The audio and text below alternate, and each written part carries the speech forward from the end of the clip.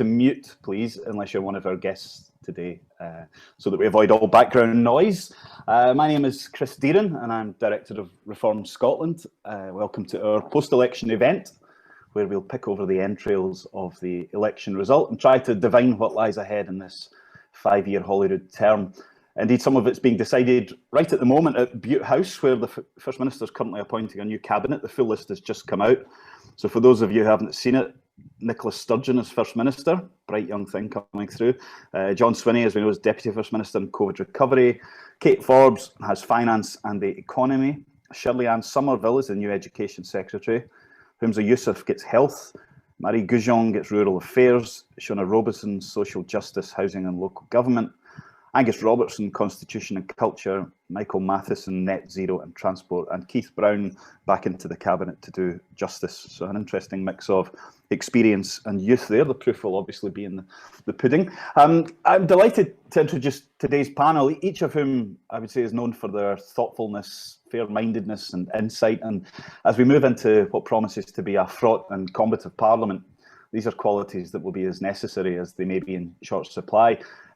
First, I'll introduce Mark Diffley, Pollster Supreme, who's going to give us a quick guide to the election result and then set out what the polling data tells us about the voters' priorities for this Parliament. Also joining us are Donald Cameron, Conservative MSP for the Highlands and Islands region and a key author of the Tory manifesto for this election. We also have Jackie Baillie, the undefeatable Labour MSP for Dumbarton and her party's Deputy Leader, and not Kate Forbes, I'm afraid.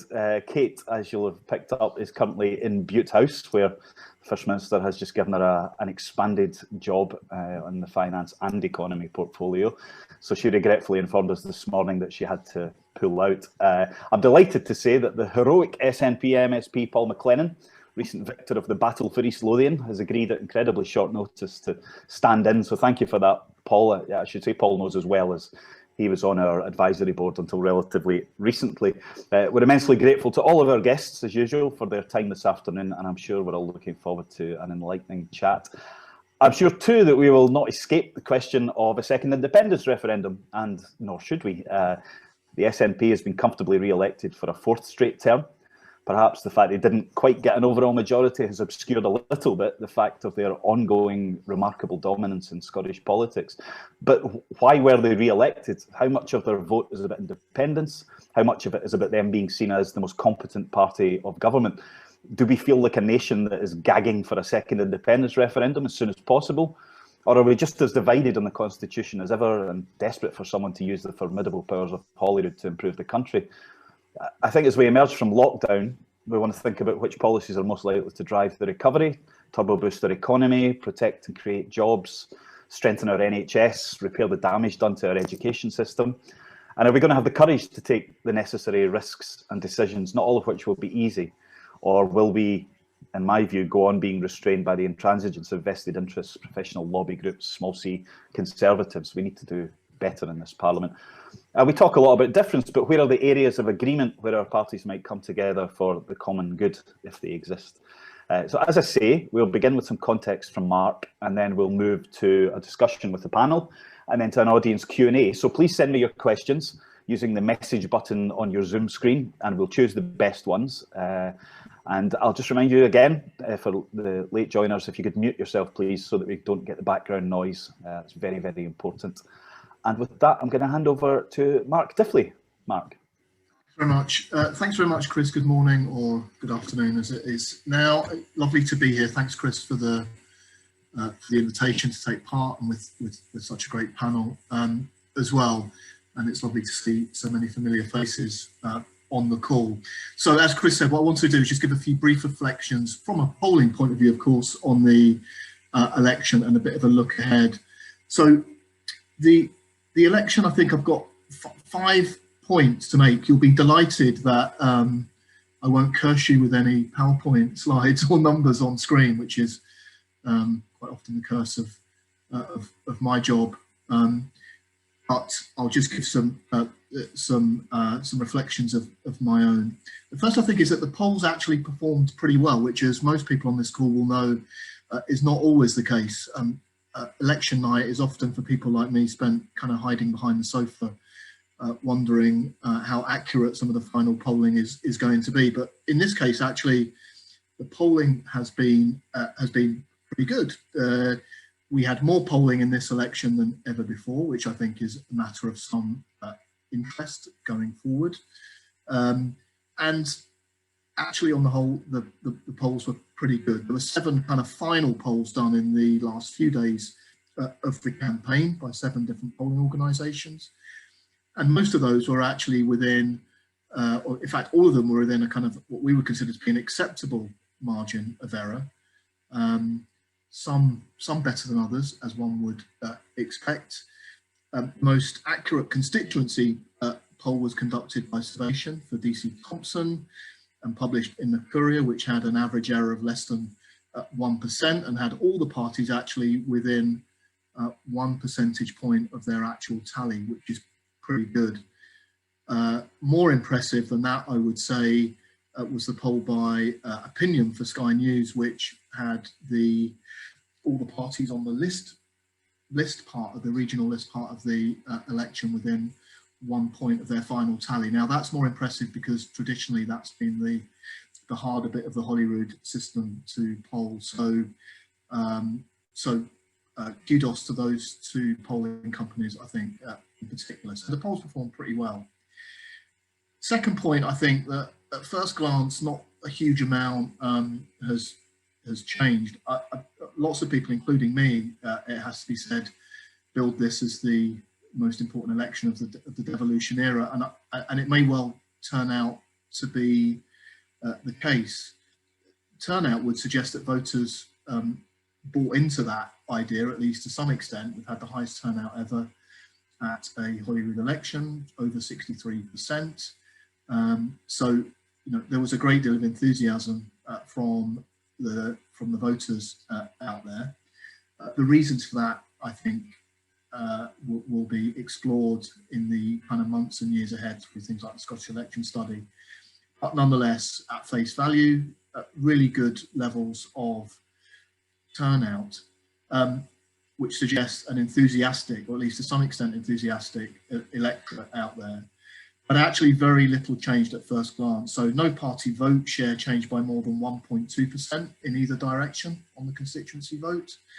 And no party share vote changed by more than 1.5% on the regional vote when you apply that to the parties that stood both in 2016 and in 2021. So relatively little change. And of course, the seat distribution as a result of this election, no party got more or less than 2, plus or minus 2 from the previous election. So, the Parliament itself will look very different. We've got 50 odd new members, but the party distribution is largely the same. So, and we've seen a huge amount of tactical voting as well. So things have changed beneath the surface, but on a surface level, things will look relatively similar. Third point, of course, is that there's no overall majority. As everyone on this call will know, it's very difficult. Additional members system. The polls, of course, didn't predict an overall majority, unlike some of the coverage that suggested that the poll did predict an overall majority. The polls predict a kind of vote share rather than a seat distribution. So I think that's really important to bear in mind. So some of the coverage about, we're on the cusp of an overall majority, I think was slightly overplayed, and the system, of course, did kick in and sort of do its job, if you see it like that, in those terms. So an overall majority didn't happen, and is, as everyone knows, really, really difficult. But what we did see, I think, was a lot of tactical voting. So the one poll that's been done since the election suggested that about 20%, about 1 in 5 voters voted tactically. And of course, we saw that in lots of the individual vote counts, including I suspect Jackie's as well, and I'm sure she'll talk about that when we have the discussion. So a lot of tactical voting. So again, surface level, not much change. There's a huge amount actually to understand about electoral and voter behaviour, which we will be doing in due course. Point 4 about the election, of course, the Alba party tanked In some ways, I think this was the story of the election, because it told us quite a lot, not just about that party, its leader, a lot of which we knew, but I think it's been quite useful for the First Minister in particular in kind of seeing off that flank on the independent side of the constitutional argument. And also we know, and we'll come on and talk a bit about this, that on the basis that, you know, the difference between the Alba Party and the SNP was that one wanted a very quick referendum and one party is prepared to wait a bit longer, then we know that at 1.7% on the list vote, you know, the electorate is not crying out for an immediate referendum, and there is now significant evidence of that, including the performance of Alba. As far as Alex Salmon was concerned, his favourability ratings actually went down during the campaign rather than up. So, you know, was this relatively predictable? Yes. I mean, one polling company did show them doing kind of relatively well, 5 or 6%, but of course that didn't materialise. Most of the polling companies did not show anything like that, and in fact they were right. 1.7% nationally they got on the regional list, and only actually 2.3% in the North East, which was the highest regional vote that they got. The final point, looking back on the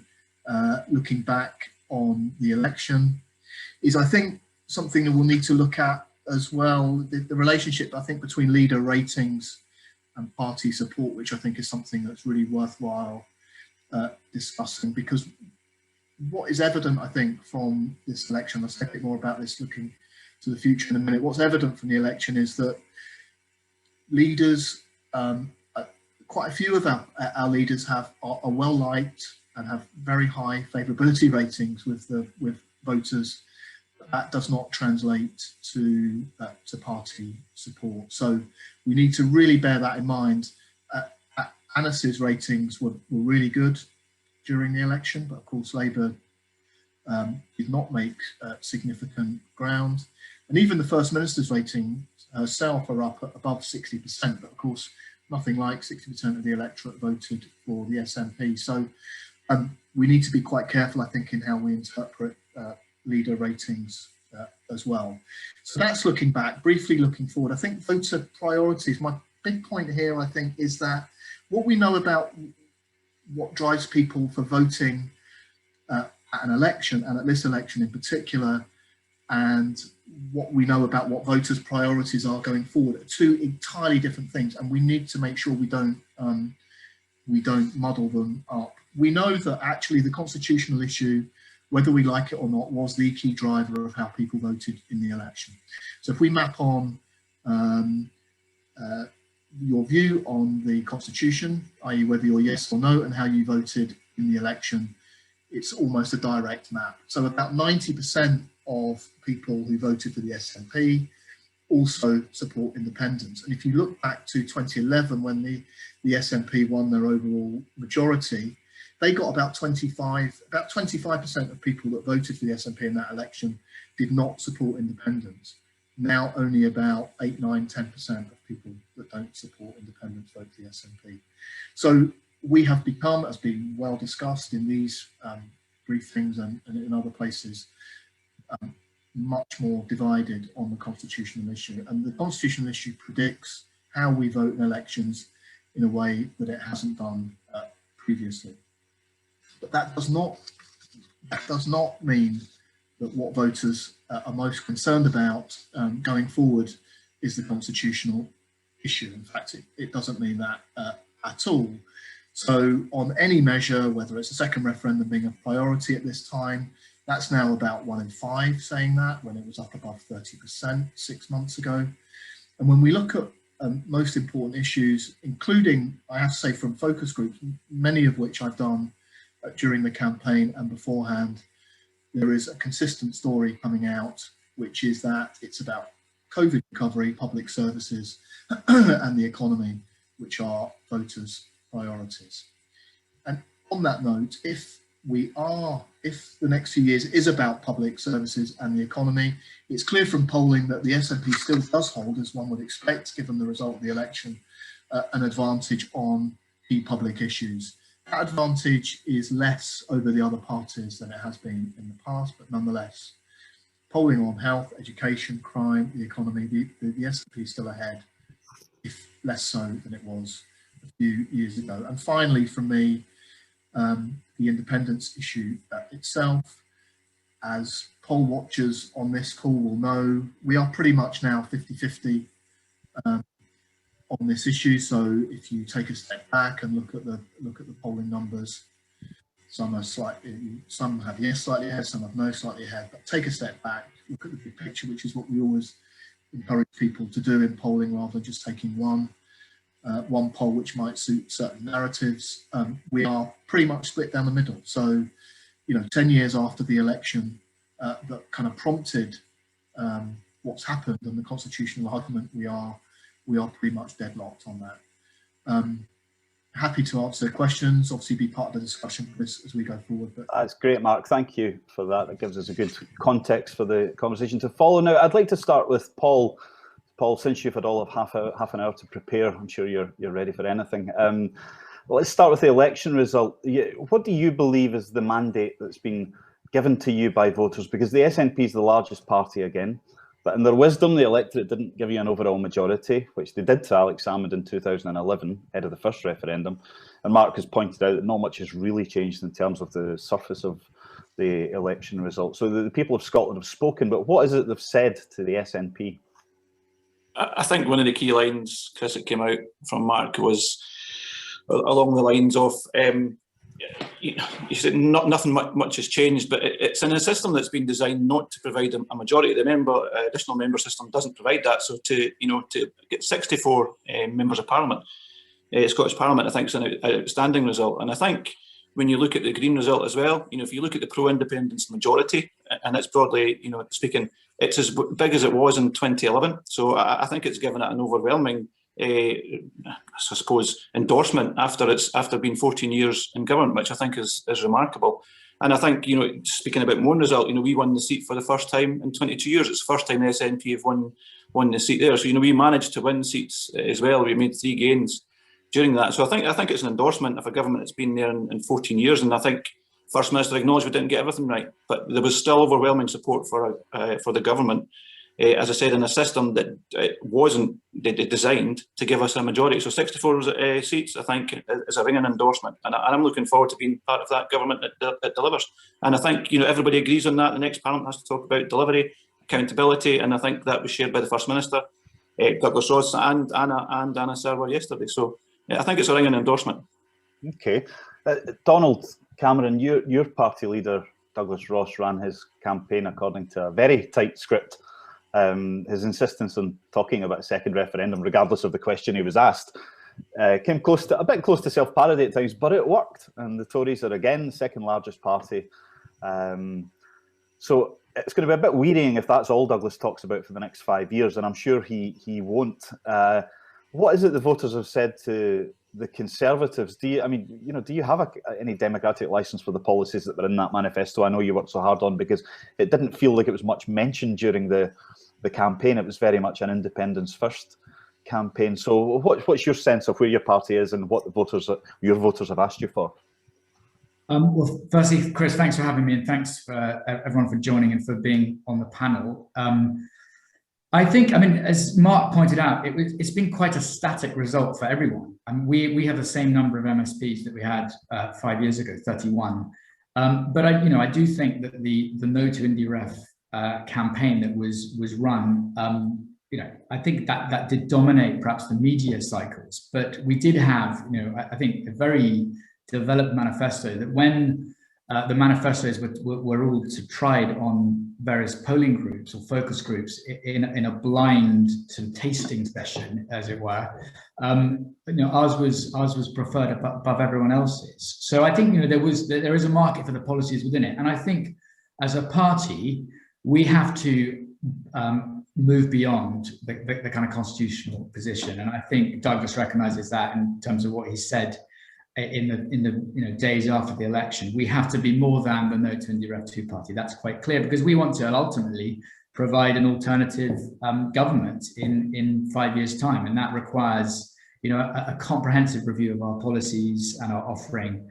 And I hope, from my perspective, I'm not speaking for the leadership here, but I hope that we pursue, a liberal, centrist vision for Scotland in 5 years' time, because I think we want to broaden our appeal. Mm-hmm. Mm-hmm. And Jackie, your victory gave Labour voters and unionists a bit of a cheer when the result came in. I think it's fair to say media commentators like me banged on and on about what a successful campaign Anas Sarwar was having, but of course the party remains in third place. It actually dropped a couple of seats, so as ever, what do we know? But everyone accepts it's early days for your leader. He'd only been in office about a month or so when the campaign came along. So what is Labour's next task over the coming 5 years? And Anas seems very keen not to talk about independence, to have a different kind of conversation. I suppose the question is, how are you going to get heard above the bubble banging on? Yeah, and entirely legitimate comments, and I thank the commentators for saying that we had a good campaign, because certainly it felt to me as if we did, because the context, of course, was when Anas was first elected, we had 10 weeks till polling day, and it is tremendous to see what we've achieved, even though we lost 2 seats. Given that we started at 14% in the polls, we ended up at 21%. Given that we were at one stage forecast to maybe even be threatened by the Greens. So the turnaround and transformation in our fortunes has been quite significant in a very short period of time. But that, as you quite rightly point out, is the beginning of the journey. What we need to do now is make sure that we are the ones who are building that serious alternative to the SNP. I mean, the Tories appealed to their core vote. They frightened people into thinking that there was another independence referendum around the corner. And in fairness, the SNP did bang on about it within 2 years. And so both of them played their core vote strategy. And we, from the beginning, were saying this next parliament needs to be about recovery. It's not about what 50% of the population think on the constitution, which is different to the other 50%. It's about 100% of Scotland uniting together to make sure we focus on a recovery from a pandemic that frankly is still not over. So for us, it is about being firm in our opposition. We've been clear in our manifesto to the Scottish Parliament elections that we are not in favour of a referendum. We're not in favour of independence for that matter either. We would exclude voting for anything like that in this next term of Parliament, because recovery needs to be the most important thing we all focus on. And it does seem like that between the 3 largest parties, that is generally agreed. First Minister has said repeatedly that will be her priority as well. So, Donald, we've been through a punishing year on the COVID front. Many businesses have just reopened their doors in the last couple of weeks. I suppose from a Conservative point of view, the British government has stepped in to rescue Scotland over the past 12 months, spending on furlough and extra billions for public services, a successful vaccination programme. But I suppose even the most ardent unionists shouldn't just sit back and let Boris drive everything. That would be not ideal in Scottish terms. So we're in this perfect storm of COVID, Brexit, low growth, high debt, the technological revolution, the push for net zero.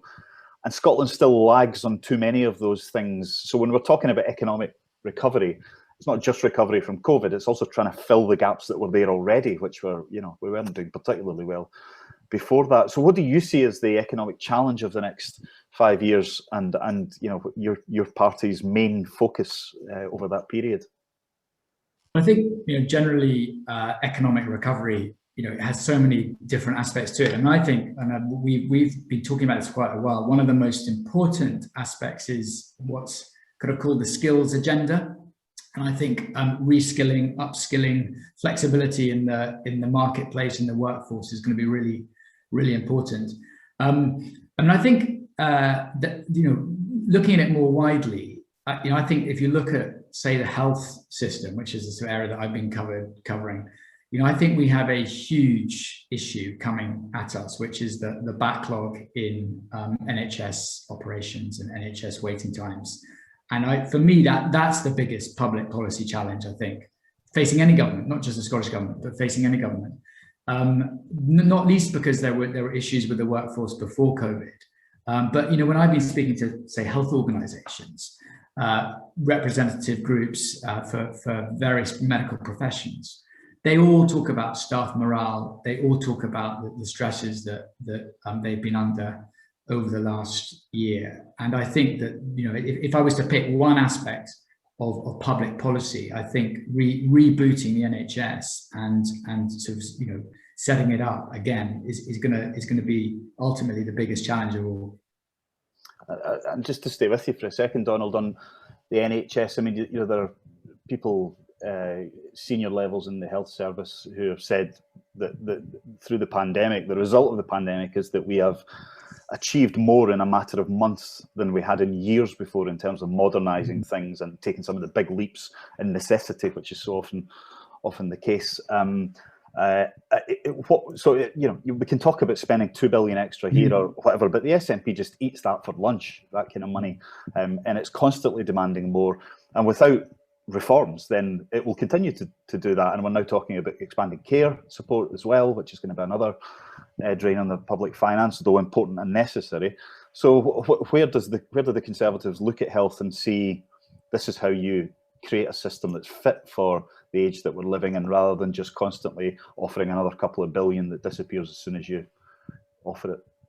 You're right, and the NHS eats money. And I think there has to be, you know, the challenge is system change. What we would like to see is more money placed into primary care, which is, you know, is the front line of the NHS. We think that should have more of the health budget. We've said that for quite some time. And we also think mental health requires a greater proportion of funding. But I think, you know, as COVID has demonstrated, for instance, with remote consultations, etc., you know, if the health service is put under pressure, it can move very quickly to change. And, you know, the vaccine rollout is another good example of a kind of completely unique challenge that has been grasped, but by various elements within the health system. And you know, it is working really well. And I think, you know, that we can sort of clap ourselves on the back for some of the things that have been achieved, or at least the NHS can clap itself on the back. But also, I fear that even before the pandemic, there were real issues within the workforce, within recruiting, retaining doctors, not just in one branch of the medical professions, but, you know, across the piece. And I think that in many ways, this is a crisis upon a crisis. And I go back to what I said earlier. I think it is going to be one of the foremost issues that faces the Scottish Government in the next 5 years. It sounds to me like we should come back to this at a future event. I think it requires some focus all of its own. Jackie, after a spell in the arms of the hard left, Labour is now trying to reclaim the centre ground it so rashly vacated both at Westminster and in Scotland. And when I interviewed Anas Sarwar just before the campaign, he was at pains almost to stress his desire to rebuild relations with business and to be seen as a party serious about the modern economy and not some idealised 1950s pit village that some of us may argue was too much focused on before. But obviously Labour's classic working class constituency is either disappearing into new types of job, or as we see in the red and yellow walls up here, opting for a different prospectus and party altogether. How do you reconnect with these people and find a balance that doesn't end up, I suppose, coming across as just a bit vanilla? Sure, I have always been in that centre ground, as I'm sure you'll appreciate. The party's moved round about me, but nevertheless, some of us stuck firm. The one reflection I would have about the election is that for the first time in a long time, we were all having really quality conversations on doorsteps. We were nervous about going out to speak to people because of the pandemic, but actually they were wanting to speak to us. And, you know, for the Labour Party, after 2014, when the doors would be slammed in our faces, this was really, really positive because it meant we had permission to be heard. So certainly I will be continuing those positive conversations in my constituency, particularly in areas that were traditional Labour areas and now traditional SNP areas, to try and focus on winning them back. But I think part of this is to reclaim some of the territory that we should have been in. And I think one of the most important things for us during the recovery is getting the economy growing again, getting jobs back on track.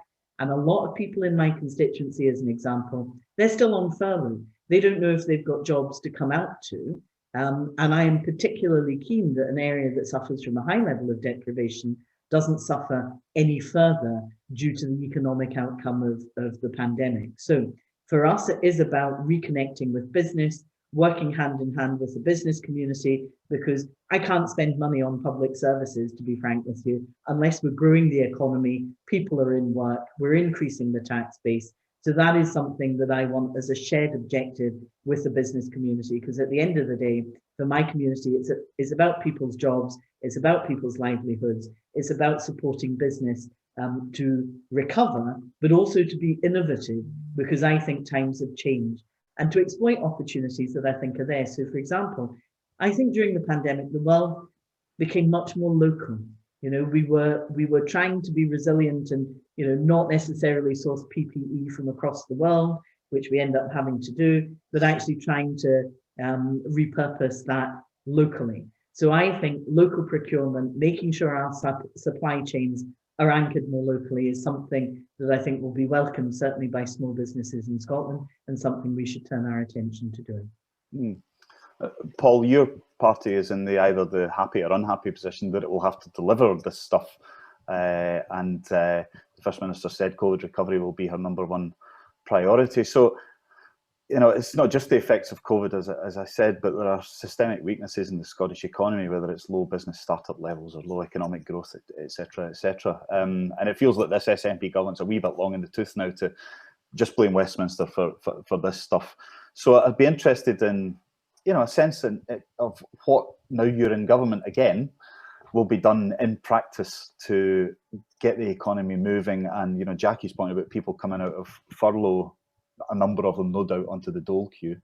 How does the SNP see the mechanisms for firing up the economy again as we start to return to, you know, an unsupported economy, if you like, in the way that it was before?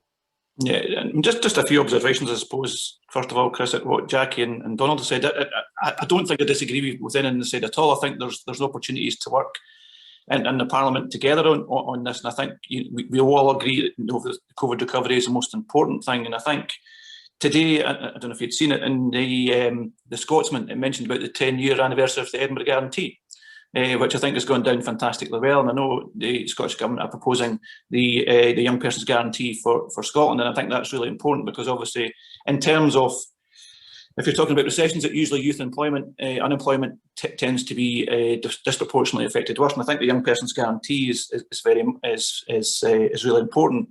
I think in terms of the recovery from COVID, I think the Scottish Government has done well in that regard and continues to help support local business. And I chaired in Munro as a councillor the local town centre group, which looked at how we make our town centres recover. And I think that's a vital part of the town centre first proposal as well. I think that's really important, that we support our town centres. I don't think anybody's actually done a piece of work on around about how many people our town centres employ and how important they are to local communities. So that's a big push, I think, in that regard. I think there are things that run through the manifesto that support economic recovery. For example, expansion of the 1140 hours enables people to go out to work. I think that's really important. I think we're talking about the business rates and supporting on that as well, I think, which has been really important. And I think there needs to be some look at that going forward. And I know the Scottish Retail Consortium have looked at that as well. So I think that's really important. I think there's an opportunity as well through the Scottish National Investment Bank. We need to look at our infrastructure. And again, that's a commitment that's come through in the manifesto, and how we look at and how we develop that. And I think one of the key things over the last number of years is, particularly Edinburgh but other parts of Scotland, still has high levels of inward investment from overseas. And I think that's something that shows, I suppose, faith in the Scottish economy and the real, I suppose, strength of the Scottish economy. But we still need to do more than just Edinburgh, Glasgow, and so on. We need to look at where we develop economic growth, I suppose, in the rest of our cities, such as Perth and Stirling and so on. So I think there's a lot of policies that run throughout the manifesto in doing that. And certainly one of the reasons that I wanted to enter into the Scottish Parliament was try to raise a focus on economic development. You know, if you look at local authorities, for example, local authorities on average spend 1 to 2% of their budgets on economic development. You know, so there's a challenge there that there should be more of a focus on local authorities, because I think they're a vital part of, I suppose, I think, facilitating growth in their own local areas. You know, what kind of policies do they have in regards to planning? What policies do they have in investing business? So there needs to be a lot of work, I think, with local authorities to make sure we're facilitating as many local business as possible growth. You mentioned about the low entrepreneurial rate and so on, and I think that needs to be more work through COSLA, through local authorities, about how we can increase that, and obviously through Business Gateway. But I suppose just what Jackie and Donald said, not disagreeing in what they've said, and I suppose we're looking at our growth areas as well. Tourism is going to be a massive opportunity here in East Lothian. It's about 5,000 jobs that it provides in East Lothian, which is massive. £260 million to our own local economy every year. So there's an opportunity to develop that as well. But I'd like to see more cross-party work on this. I didn't disagree with what Jackie said and what Donald said, and I think, if you're talking through the committees, hopefully I'd like to get on the economy committee. I've made that clear to the whips, and focus on what we need to do and grow these areas. But I think it's an area that we can all work very closely on. And I think we see, and Jackie touched on it, because just to finish, if we're going to invest in social security and so on, and looking after our most vulnerable, we have to create that wealth first to enable us to do that to a better effect. So I think there's opportunities to work together. I think the Scottish Government's put forward a lot of proposals right the way through, a golden thread through its manifesto to increase that. At the 100,000 homes, for example, the commitment is going to create a lot of jobs as well. So, but I look forward to working with party colleagues right across the Parliament to deliver on that. Okay. Donald, just one point back to you. We're talking about rebuilding, but we're not building into the climate that existed before the pandemic. So people aren't going to go back and work in an office in the way that they did before. Town centres were already struggling, but a lot of retail premises have closed down. We're going to find some way to reconstruct the idea of a town centre. The kinds of jobs that people will be going into, a lot is moving online. So that a lot of retail jobs again. The sort of pubs and restaurants, whatever, have had the heck ripped out of them over the last year. Do you think we've got the scale of understanding of the problem and the innovation in our approach to thinking through how you tackle these things in Scottish politics? I think not, actually, or not yet is probably the fairest way to put it. And I think I don't think we've fully felt the effects of the pandemic yet. And I just, partly because of furlough, partly because of other reasons, but I just feel that the economic shocks have yet to be really felt. And I think politicians need to grasp the nettle when it comes to the reforms that might be needed. And it's impossible to know what the high streets will look like in a year, 5 years time. And it's really one of the great questions of COVID. Is COVID something that has completely changed? Is it a kind of revolution, or is it accentuating changes that were already underway? And I think that's probably a very long-term historical question to be answered. But yeah, I think this will be another huge challenge for us all, is to sort of realise and manage the changes that are coming down the track in terms of the economy and the local economy in particular. Because there are some sectors have been affected worse than others. I represent Highlands and Islands, which is a huge tourism sector, and that's been very, very badly hit. So yeah, no, I think you're right to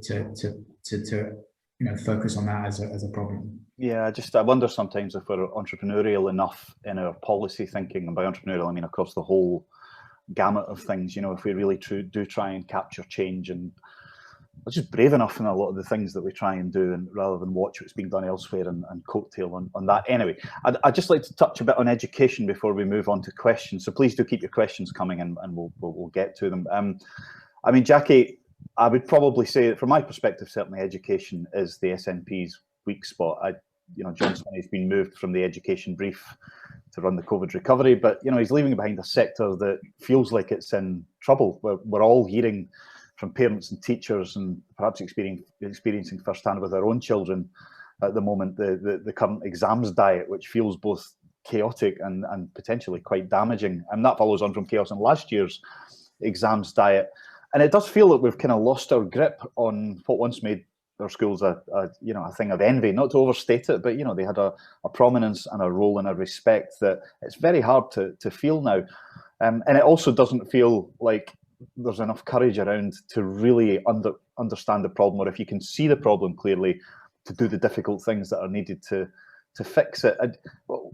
What's gone wrong with Scottish education, and why are our politicians not lying awake at night with their failure to grab and grasp the nub of the problem and do, nothing more important for the Scottish Parliament than education. It's the, setting aside health, it's the big thing that we've controlled since the start, and it feels like we've made a hash of it, and we're still denying the reality that I think most parents, most politicians can see, that it's not working as it should. Sorry, rambled a bit there, but what's your take on that? You're welcome to ramble anytime. And my starting point, I suppose, is yours. As somebody who benefited in part from a Scottish education, my daughter benefited from a Scottish education. It was always considered, a world leader. And if you had a Scottish education, that stood you in good stead. I'm not sure that's the case still. And I don't want to over romanticize this, but I do think we have slipped down all the league tables, and our young people aren't prepared for the world of work, never mind academia, when they come out of school. That's not to say that's the fault of the teachers, but I recall us having a national conversation about education and the curriculum for excellence being born out of that, and not enough time being given or resources being given to teachers to bed that down properly. So I think that's the point at which we kind of slightly lost our way, because we didn't take the time to actually bed down what was quite a new system into our schools. I don't think anybody would disagree that making sure that everybody's achievements are valued in different ways was the right approach to take, but I don't think we were ready to actually implement it. We, of course, as politicians, measure things in numbers. So teacher numbers have gone down, class sizes have gone up, contrary to what we were promised. If these things matter, then let's actually set them as targets that we all collaboratively work towards. Let's actually value teachers. I mean, the number of teachers I've met locally who feel really under the cosh, who love teaching as a profession and a vocation, and now feel as if they would rather do something else. I've met probationers who can't get jobs in the system, yet we are crying out for teachers. So you're right. We do need a degree of consensus about what needs to happen, so that we don't, every time there's a new party in, overhaul education and tinker around with it, that we actually agree what's important, measure that as well, so that we're signed up to all the different league tables. We should have no fear of measuring whether we are good enough, and actually engage industry and academia in, what is it they're looking for? How ready do students need to be for the world of work, or indeed for the world of further education? And we should have conversations about that. The one thing I would say, though, is I like the fact that Scotland is small, because we can take risks, we can be bold, because we can then fix things if it goes wrong. But we seem as a country, and indeed as our politicians, to be entirely risk adverse, and the government is that way too. We need to stop doing that if we are to properly recover from COVID and rescue our education system. And Donald, I mean, your party at Westminster has been part almost of a thread that's run through probably 3 decades of the political approach to education. You start with Kenneth Baker, or you run through the Blairites, you then get into Michael Gove and Nick Gibb and people like that. And, they took risks and they did some hard stuff, and they made enemies as they were doing it, because they saw that they weren't going to be able to do it holding hands with perhaps the blob, or whatever we want to call it. And Blair talks about the scars on his back and all of that. Education reform is always painful to do properly, but that doesn't mean it's not necessary. What's your sense of how Scotland can be made to wake up to the need for proper reform, and how do we find the gumption and the spirit to actually go to the vested interest and say, we are going to change this, and you either come with us or you get left behind? So I mean, Jack is right. I mean, risks need to be taken, and I think we have shied away from reform over many decades in Scotland.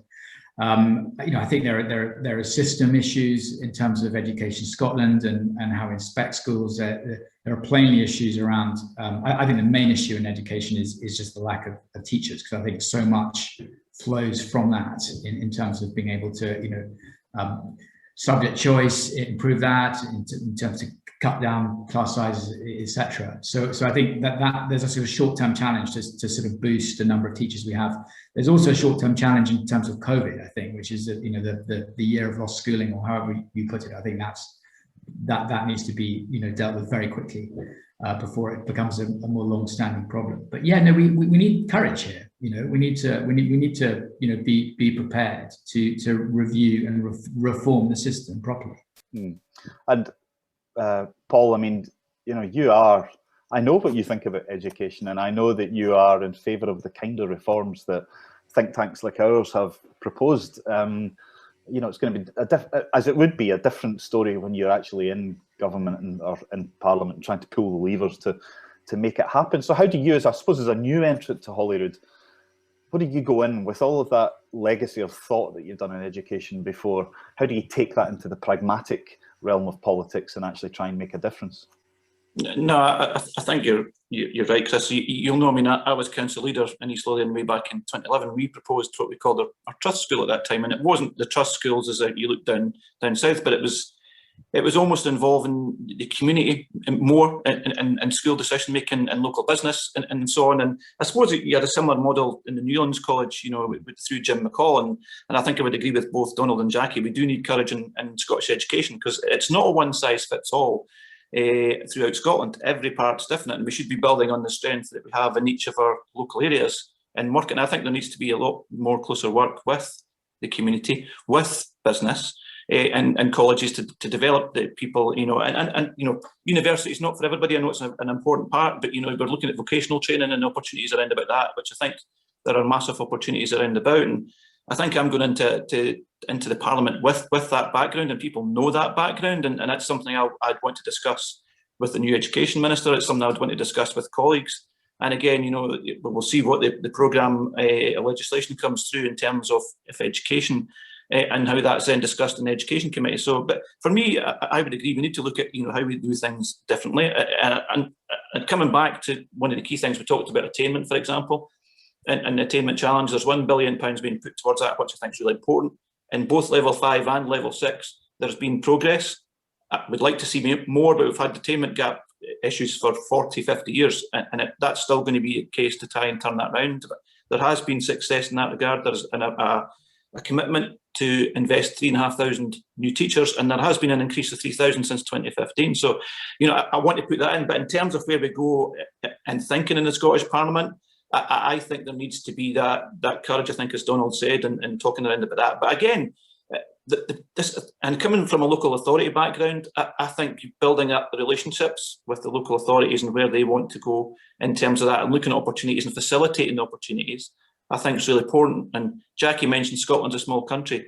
Yes, it is, and I think that can be a benefit if we work closely with our local authorities in developing local solutions. I think, but I'm encouraged. You know, for example, with projects like Newland College, which I think we have more opportunities throughout Scotland to develop that. And Donald obviously represents the North East, and I think there are opportunities with rural colleges up there to develop around that and make sure that people stay in the North East and work in the North East and create opportunities in the North East. We have the same problem, for example, in the South of Scotland. So I think there's opportunities to do that. But yeah, I think generally the Scottish Parliament itself, we all need to have more courage and looking at different solutions, I think, and going out and trying them. So yeah, and that's my role, I think. I argue that within my party, I argue that within the Parliament, that we should be looking at that and looking at more flexibility within the educational system. Okay, well, I look forward to you taking that to Shirley Ann Somerville, our new Education Secretary, and letting her feel the burn a little bit. I know Shirley Ann well, so I'll be having that discussion with her. We'll be right behind you. Right, I'm going to move on to questions, and there's a very good question from Paul Gray here, which I'd like him to ask if you're here, Paul. Are you with us, Paul? I can hear a noise. I'm looking for you, Paul. Are you there? I can see you. Right, okay. I'm going to ask it myself. Paul says, if there's a serious cross-party commitment to reform as part of recovery, is there willingness to engage constructively with things that need to stop or close down, as well as things that need to be done differently and better? It's very understandable and honourable that elected representatives want to save services in their localities, but if nothing can change, nothing will be different. It's quite a good point, that, isn't it? That we're all in government, you tend to be very good at adding a new bit to the carbuncle rather than taking a bit off whenever you want to do something new. Do you detect an appetite for that sort of almost, you know, hard-headed managerial approach where there are things we accept that do not work anymore and stop doing them. To any of the three of you, if you want to. I'm happy to take this first and to talk specifically about health, which is Paul's background. Let me say, since the Scottish Government passed its Public Sector Reform Act, there has been almost minimal public sector reform. It's almost as if they passed the act and then failed to do anything with it.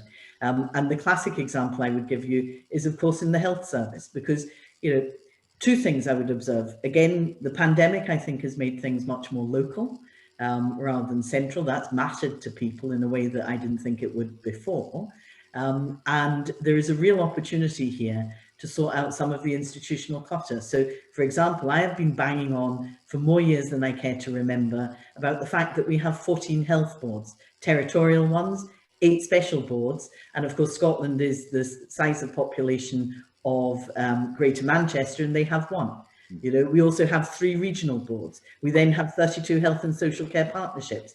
I at the time said, from an opposition position, that we should actually reform these structures, because people don't care where their health board headquarters are, but they care where their local hospital is, or they care where, you know, their local health centre is. None of that was taken on board by the government. You know, I stand ready to do it again with them, because it is about time we did that. And one example I would give you is the last Parliament created Consumer Scotland, a budget cost of £5 million. We didn't need to create Consumer Scotland because the functions of it were done entirely by the Citizens Advice Network in Scotland. But because the government were intent on nation building, we have a new Quango with new money being spent on it, and we didn't need to do that. You know, so I'm the first to be up for public sector reform, if only somebody in government would be willing. Donald, what would your take be on that? I mean, the short answer, Paul, is yes. I mean, you know, if you are prepared to add, then you have to be prepared to subtract as well. I think, you know, reform, you know, the reform of any government structure requires you to be hard-headed about it. I mean, if I could sort of flip it a little bit, one of the challenges I think we have, and this is a kind of much wider question than any particular portfolio, is governance in general and accountability. And I think one aspect that I would like to I'd like to see furthered in this parliamentary term is questions of governance, and particularly around what the Parliament does and its committees, and how we as a legislature hold the executive to account. I'm not making a party political point, but I generally think that we have serious questions over accountability, in terms of Parliament, but also just more widely in terms of government, and how we prevent government simply shrugging their shoulders when they go over budget on whatever it might be. Or I think there are real questions of audit of government and scrutiny of government, and part of that's parliamentary, but it does go wider than that. And I hope that the new Scottish government does take a much more open and transparent approach. Because I think, particularly in the last 6 months, we've seen the opposite of that in some aspects, and I think it won't feature on Mark's kind of priority list, but it's really important as parliamentarians that we take that forward. Mm-hmm. And Paul, what do you think about it's time to stop making stuff and start breaking stuff? What's the? Yeah, I mean, I think the principle itself. I think we need to review consistently what we're doing, and if things aren't working, then we need to change that. And again, there should be that political courage to do that. And sometimes politicians look at things, and I'm talking about all politicians of all parties over the years, look at things in short term and look around about the electoral cycle. And we should be brave and looking at things and doing that. I actually think COVID gives us a chance to relook at things. It's almost pressing the restart button. So what are we doing around about education? What are we doing about health? What are we doing about the economy? And what are the things that we need to focus and priority on? And I think you've seen that through, for example, the 100 days action plan that the First Minister mentioned. But I think if you're talking about, I know there's work ongoing in our local authority looking at our the economy strategy. What things do we need to do? What are going to be priorities? I think there's opportunities around about that, Chris, to almost have a restart and reset and look at and what we do. And certainly, coming in as a new parliamentarian, I don't have the same parliamentary experience as Jackie and Donald, but I think every government should be held to account, and that, is the incoming Scottish Government that we have just now. So I think I'm looking forward to being involved in the committees and actually looking at, and obviously questioning the government if it needs to be questioned as well, because I think, it's in my own interest that the Scottish Government performs as well as it's more importantly, the interests of my constituents, to make sure that we're delivering as best as we possibly can. And I think that's the really important. But I think COVID gives us an opportunity to almost press restart, reset, and have a look at things. But we should always consistently be looking at that. And I think Donald mentioned about the role of committees. And I think, I think that's really important going forward, is about how's the government performing, how are local authorities performing, how are our employment agencies, for example, performing. And I think that's something that I'm looking forward to working in the committees with. Well, that takes us quite neatly onto the next question from Richard Marsh. Are you there, Richard? I am, yeah. It was just I think the question I had was to say to what extent the Scottish Parliament and its committees themselves need to change the way they work, because I think from everything that's been discussed today, you can get the feeling that sometimes they are overseeing processes and making sure that boxes have been ticked rather than saying, has a difference actually been made? And I would say when it comes to external audit and the bodies that you work with, too often it feels like a central government solution that a new process is put in place, a new committee is established, a new external body is put in place, and actually that doesn't really deliver the change that's needed, or a change in the way you deliver the public services that we're actually really wanting. And people have talked today about brave, innovative solutions. I'm not sure that the system itself is set up to reward that kind of thinking. Well, and I think perhaps one of the lessons of the last Parliament, certainly in its latter year or so, was that government accountability doesn't feel particularly high up the Parliament's agenda, or that the mechanisms are not in place to allow the Parliament to hold the executive to account robustly. I mean, Jackie, you were the Torquemada of the Salmond inquiry, so you kind of get stuck in about it. But that, in a way, that committee, some were critical, some were not, but that committee showed up maybe the rest, that there isn't enough fire in the belly of enough committees, and perhaps there's a bit too much party pre going on. So I'd be interested in your own thoughts, as people who've been on committees or are going on committees, about what do you do to change that, and how do we put some grit into the parliamentary system? I think that there are two observations I would make. Firstly, I think Donald's right. We need a degree of parliamentary reform. I don't think the Parliament has enough power to hold the Scottish Government to account.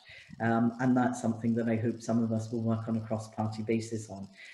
But let me recount to you the reason I think committees need a complete overhaul. And I'll give you one example. Because government backbenchers, I do feel for them. They sit on committees, they listen to the evidence, they come to conclusions. There was one notable Finance Committee report that had the backing of the entirety of the Finance Committee that called for the establishment of a fiscal commission. The SNP were in the chair and in the majority in the committee. Unfortunately, the then Cabinet Secretary for Finance, John Swinney, said no. Those members who had voted for their committee report then had to vote against it. And then in negotiation with the UK government, he conceded a fiscal commission.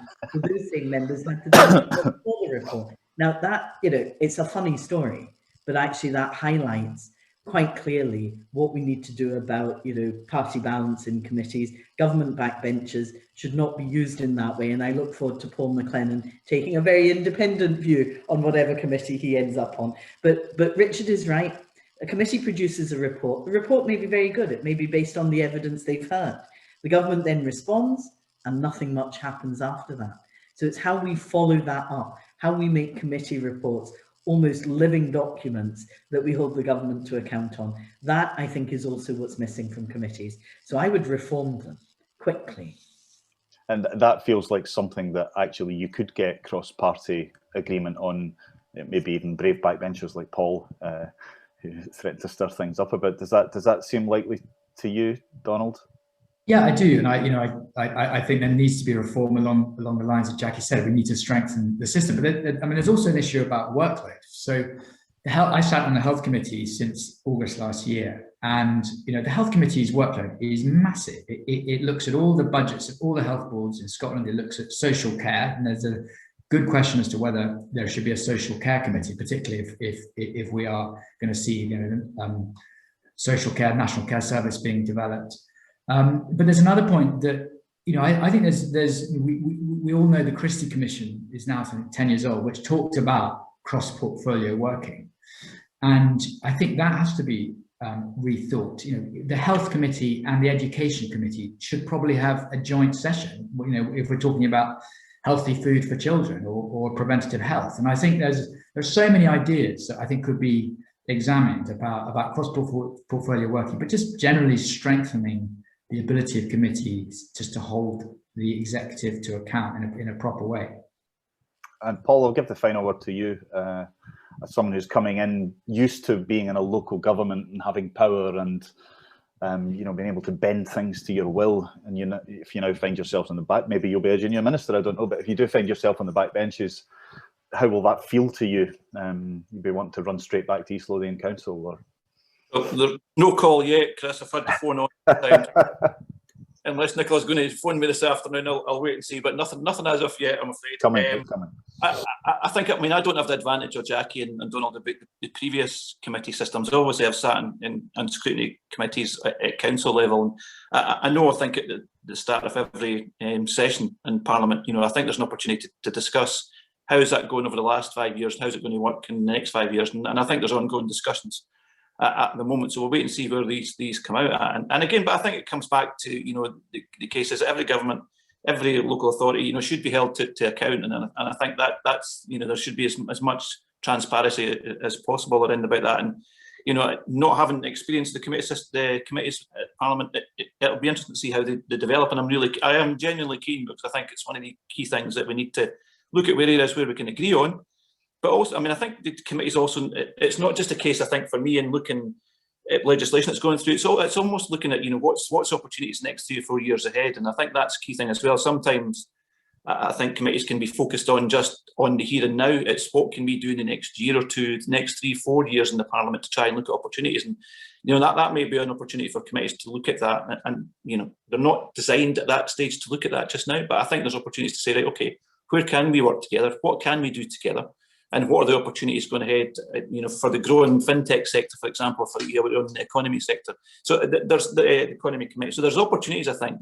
And as I said, I don't have the experience that Jackie and Donald have, but I think it's really important that the government's held to account, that everybody makes sure that they're getting their input into that, and we look at opportunities going forward. And I think, just to conclude, because Donald talked obviously about the Christie Commission going back 10 years and so on, and I think it may be a chance to review about where we have gone with that and what are the opportunities going ahead, especially at the start of a new parliamentary term. Decisions are a lot easier made at the start of a term, as we all know, than they are during a term or at the end of a term. So I think there's maybe an opportunity to sit down and say, right, how well have we got on the Christie Commission? What do we need to do? Do we need a review of that and see what we can do in the next 4 or 5 years? And I think through groups like yourself, and I've been involved in many discussions with Reform Scotland, that encourages that debate. And I think we need that. I think that's really, really important, that we need that space out with the politics to debate policy, to debate where we need to go with things. And how supportive I've been over that. We need cross-party work and remove the partisan politics, because we all get involved in that to a certain degree. And of course, that's always going to be there. But we need that space where we can talk about reform and talk around about opportunities where we can work together. And one thing, over the last few days in Parliament, I've tried to introduce myself to as many opposition MSPs as well as colleagues to try and build up relationships, because I think that's really important going forward as well. And I'll continue to do that and work with Jackie, Donald, and others from other parties to continue to do that. So, thank you. I'll just get one very quick comment to ask Mark about. Mark, I know you've been doing stuff with citizens' assemblies and whatever, and we're talking a bit about parliamentary accountability here, but you've been working a bit with voter accountability, I guess, and voter input. And I'm just really quickly, could you give us a sense of how that's gone, and is that? Absolutely. It's an interesting discussion about accountability at a parliamentary level. I think there's a couple of things. I think what the Citizens' Assembly taught us is that there's two things. I think there's a real kind of thirst for more engagement. People do want to be engaged in the process more, and that is absolutely clear, having been very closely involved in the Citizens' Assembly. And the political panels that were part of that assembly were, when we when we spoke to Assembly members afterwards, in other words, the participants, they were the most popular, if that's the right word, the most well-received part of the Assembly. So that kind of one-to-one engagement, as it was then, sort of pre-COVID, where we were all under one roof. But that really did help, and that really did fire people up to make the contribution. I would encourage people to look at, on the other hand of this, the Hansard Society every year produce what they call an audit of political engagement. And what that shows is that there is still really, really significant and long-lasting pockets of disengagement within society, which, while we can talk about citizens' assembly and different ways of doing things and holding governments to account, there is a real significant proportion of the population that feel entirely disengaged. And these are, this is not a kind of representative part of the population. These tend to be types of people and types of communities that are disengaged. And I suspect that, although, as Donald says, if you ask people in a poll, well, what would help you, well, people aren't going to say, well, better auditing of Parliament or better committee systems. I think the demonstration of more accountability will help kind of feed into trying to engage these because this is still a real problem, I think. Okay, brilliant. Well, thank you to all of today's guests, to Mark, Paul, Donald and Jackie, for a fascinating conversation. And I'm sure we'll see each of them again at Reform Scotland's events through this Parliament. I hope so anyway, you're all invited back. Our next scheduled event is at 12:30 on Tuesday, June the 8th, when we'll have Philip Rycroft and Kieran Martin, two former senior mandarins in the UK government who were central to managing the first independence referendum and relations between Holyrood and Westminster. That's obviously going to be a pretty crucial issue over this Parliament as well. They're both now free to speak their minds and have been doing so with some gusto. So we're taking our chance to hear from them as well. So watch your inboxes for an invite to that one. Thank you very much again to all of you for coming along today. I hope it was worth your while, and we'll see you soon. Bye-bye.